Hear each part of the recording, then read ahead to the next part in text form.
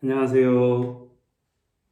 날씨가 제법 추워졌습니다. 우리 성도님들께서는 환절기에 건강 조심하시기를 부탁드립니다. 또한 코로나로부터도 안전하기를 기도합니다. 오늘은 목장군과 40과 하늘에 속한 신령한 복에 대해서 함께 나누어 보도록 하겠습니다. 영상을 잠시 멈추시고 예배소서 1장 1절에서 14절까지를 읽어보시기를 바랍니다. 말씀 나누기로 넘어가겠습니다. 예배소서는 바울 신앙의 정수, 서신서의 최고봉이라고도 불립니다. 예배소서가 그렇게 불린 이유는 이 책에 나타난 예수 그리스도의 위대함 때문입니다. 바울은 먼저 그리스도 예수의 사도로서의 정체성을 밝힌 다음 성도들에게 은혜와 평강으로 인사를 전합니다. 그리고 하늘에 속한 신령한 복을 찬송하는 영광의 노래를 드립니다. 그리스도 예수 안에서 성도들이 누리는 하늘의 신령한 복이란 본문 4절에서 6절까지에 나오는 성부 하나님의 선택하심과 예정, 또 7절에서 10절까지 나오는 성자 하나님의 구속사역, 그리고 13절과 14절에 나오는 성령 하나님의 인치심과 보증입니다. 그리스도 안에서 이와 같이 신령한 복을 받은 오늘날의 우리도 오늘 본문의 바울 선생님처럼 영원히 하나님을 찬양해야 합니다. 그렇다면 하늘에 속한 신령한 복이 무엇인지 본문을 한번 자세히 살펴보도록 하겠습니다. 하늘에 속한 신령한 복 첫 번째는 우리가 하나님의 자녀가 된 것입니다. 세상을 창조하시기 전 하나님은 우리를 그리스도 안에서 택하셨습니다.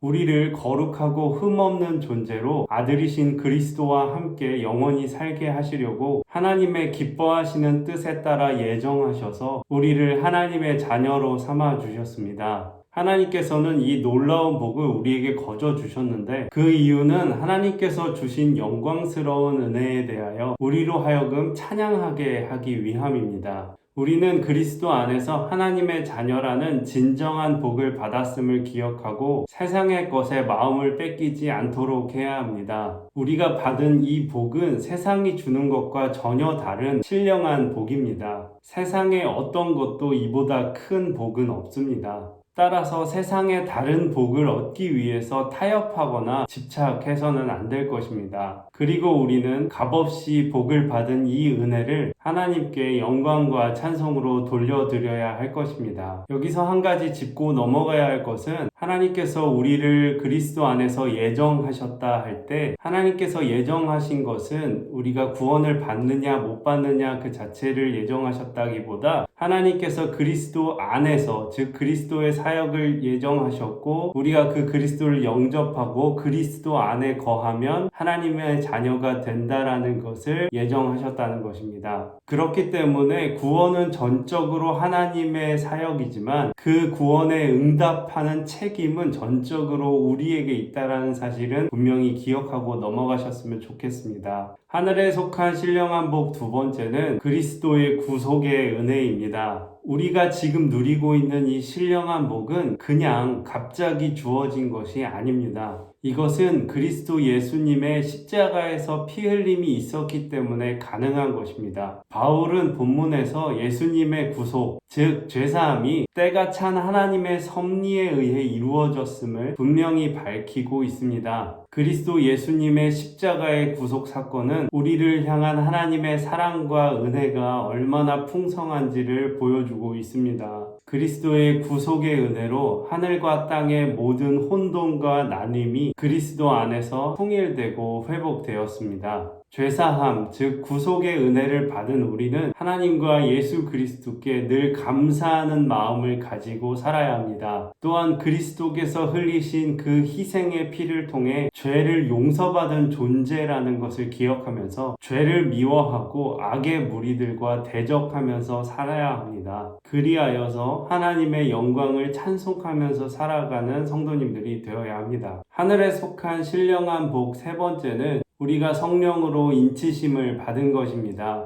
하나님께서는 그리스도 안에서 택한 자들에게 확실한 구원을 보증하셨습니다. 그것이 바로 성령의 인치심인 것입니다. 이것은 소유권을 확실하게 하기 위해서 찍는 도장과 같은 의미를 가지고 있습니다. 성령의 인치심은 우리가 하나님의 것이며 그분의 자녀라는 것을 보증합니다. 이는 우리가 세상 속에 살아가면서도 천국의 시민으로서의 자부심을 갖게 하면서 세상의 부요함을 동경하기보다 하늘의 소망을 들 수 있게 하는 것입니다. 우리는 죄로 죽을 수밖에 없는 우리를 구원하신 하나님께 늘 감사하며 찬송하며 살아가야 합니다. 우리처럼 연약하고 부족한 자들을 하나님의 기업으로 삼아주신 주님께 날마다 영광을 돌려드려야 합니다. 특별히 저와 여러분 모두가 한결같은 믿음과 착한 행실로 세상에 부끄러움 없이 하나님께 영광을 돌릴 수 있도록 함께 기도해야 합니다. 지금까지 하늘에 속한 신령한 복에 대해서 나누어 보았는데요. 우리가 하나님 앞에 구원받은 성도들이라면 세상의 부요함과 물질적인 풍요함보다 하늘의 신령한 복을 더 사모할 수 있는 저와 여러분이 되어야 할 것입니다. 왜냐하면 구속받은 우리는 세상의 것들이 곧 썩어지고 사라지고 무너질 것이라는 것을 알고 있기 때문입니다. 그러나 하늘에 속한 신령한 복은 영원하고 변하지 않고 썩지 않을 것을 우리가 말씀을 통해서 배웠기 때문입니다. 말씀을 정리하겠습니다. 하나님께서는 창세 전부터 예정하신 대로 하늘에 속한 신령한 복을 예수 그리스도를 통해서 베풀어 주셨습니다. 성부 되신 하나님께서 우리를 자녀 삼아 주신 것, 성자 예수님께서 우리를 구속해 주신 것, 성령 하나님께서 우리를 인치신 것, 이것들이 바로 하늘의 신령한 복인 것입니다. 하나님의 크고 놀라운 은혜를 받은 우리는 하나님을 향한 영광과 찬송이 그치지 않는 삶을 살아야 할 것입니다. 말씀 행하기로 넘어가겠습니다. 묵상 질문. 예수 그리스도를 통해 주신 신령한 복이 무엇입니까? 아까 나눈 대로 첫 번째는 하나님의 자녀 삼으심, 두 번째는 그리스도 예수님의 구속하심, 세 번째는 성령님의 인치심입니다. 우리는 세상에서 얻을 수 있는 복보다 이 하늘의 신령한 복을 사모해야 될 줄로 믿습니다. 적용 질문.